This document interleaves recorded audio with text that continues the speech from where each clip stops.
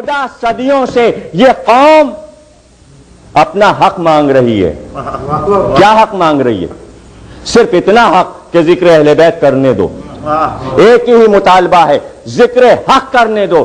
جہاں بھی جھگڑا ہوتا ہے اسی بات پر ہوتا ہے کہ ہم حق کہیں گے، دنیا کہتی ہے کہنے نہیں دیں گے. تو یہ مطالبہ ہے ظہور امام تک کہ صرف ایک حق چاہیے اور وہ اس ذکر کا، حق کا بیان چاہیے. زہرا نے بتایا مطالبہ ضرور کرنا، ملے یا نہ ملے. اور اس کے بعد آواز دی کہ لاؤ میرے باپ کا ترکہ اور ورثہ مجھے دے دو. تو جواب ملا گواہی لائی ہو؟ گواہ ہیں تمہارے پاس؟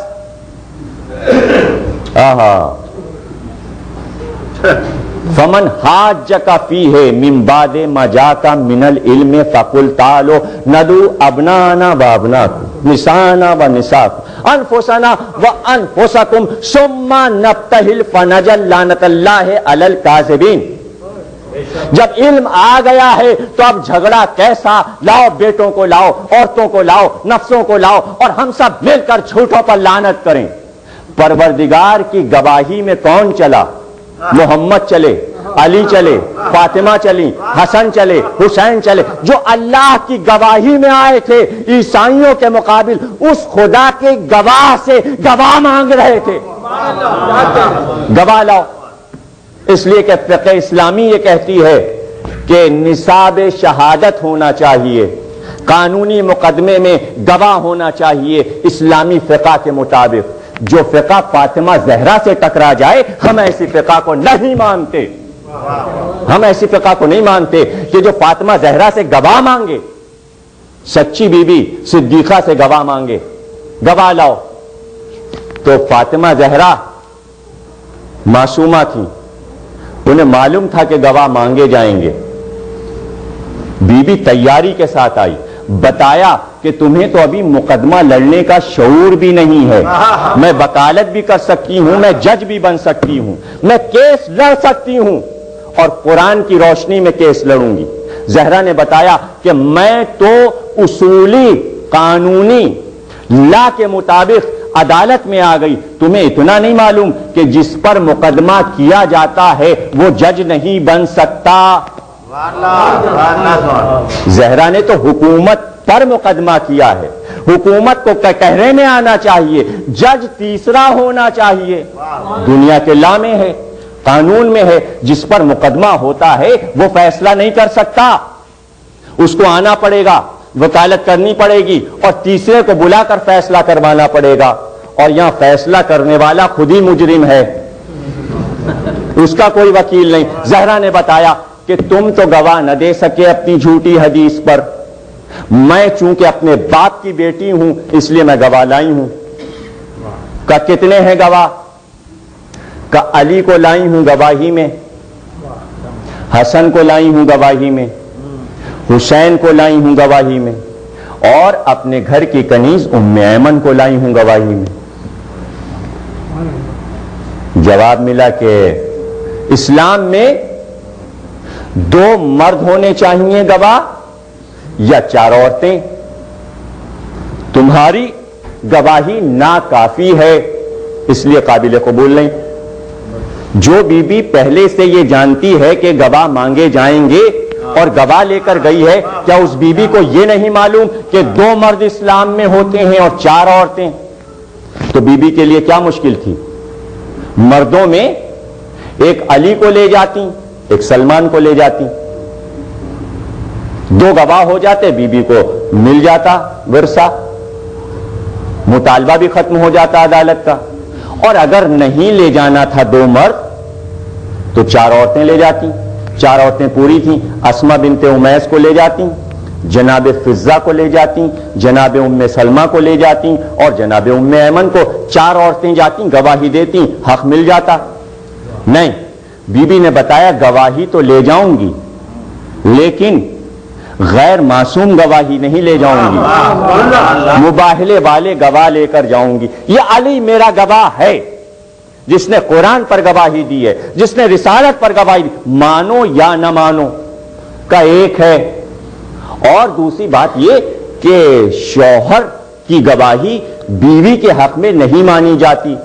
تم اپنے شوہر کو لائی ہو اور اس کی گواہی بیوی کے حق میں نہیں مانی جائے گی, ناکافی ہے. علی پیچھے ہٹ گئے. اور یہ حسن اور حسین یہ بھی تو رسالت کے گواہ ہیں, بچوں کو لائیں. کہ اسلام میں بچوں کی گواہی قابل قبول نہیں ہے. بچے بھی پیچھے ہٹ گئے. کہ اب تم یہ سمجھ رہے ہو کہ نصاب شہادت کامل نہیں, گواہی کا نصاب میں نے کامل نہیں کیا. اب ایک گواہ اور لائی ہوں اور وہ ہے ام ایمن. اور کہا ام ایمن تم آگے بڑھو اور گواہی دے دو, گفتگو کرو ان سے عدالت میں آگے بڑھ کے. غور نہیں کیا آپ نے, گھر میں فضہ بھی کنیز ہے, اسما بنت امیس کو بھی کنیزی کا دعویٰ ہے, ام سلمہ ام المومنین ہیں, رسول کی بیوی ہیں, لیکن کسی کو نہیں لے گئیں. یہ ام ایمن کو کیوں لے گئیں؟ سیاست الہیہ کی نمائندہ ہے بیوی, 14 معصوموں میں واحد معصومہ ہے اور وہی علم رکھتی ہے جو رسول کے پاس تھا. کس کو لے گئی؟ ام ایمن کو. کیوں لے گئی ام ایمن کو؟ جناب ختمی مرتبت کے والد جناب عبداللہ نے بازار سے خریدا تھا کنیزی میں. جناب عبداللہ نے ام ایمن کو خرید کر کنیز بنایا تھا.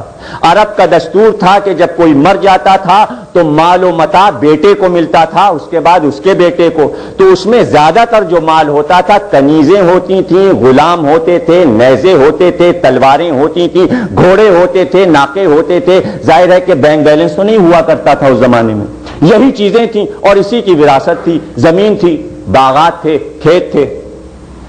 تو بی بی اس لیے لائی ام ایمن کو کہ دیکھو عبداللہ کی کنیز ہے ام ایمن.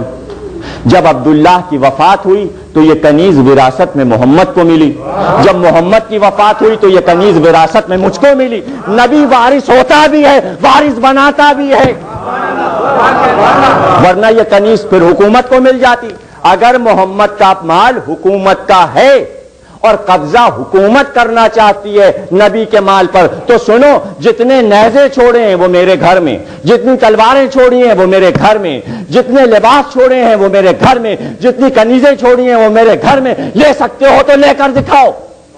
اور یہی نہیں, علم کا وارث بھی ہم کو بنایا ہے. سب کچھ چھین سکتے ہو, علم نہیں لے سکتے. دیکھو میں اس کنیز کو گواہی میں لائی ہوں, یہ وراثت میں چلی آ رہی ہے 3 پشتوں سے, اور اس لیے لائی ہوں کہ ذرا اس سے بات کر کے دیکھو. جواب ملا ایک عورت ہے. کہا پہلے بات تو کرو, ایک عورت ہے, بات کرو. آگے بڑھی, کیا بات کرنا ہے؟ کہ سنو, اس مسجد نبوی میں آج جہاں تم نے دربار لگایا ہے, اسی جگہ پر اس منبر سے تم نے رسول کو کہتے یہ سنا ہے یا نہیں کہ ام ایمن جس نے مجھے ماں کی طرح پالا ہے وہ سچی بی بی ہے اور جنتی بی بی ہے؟ کہا ہاں سنا ہے, ہم نے سنا ہے کہ رسول نے یہ کہا کہ ام ایمن سچی ہے. کہ تمہیں معلوم ہے میں جھوٹ نہیں بول سکتی؟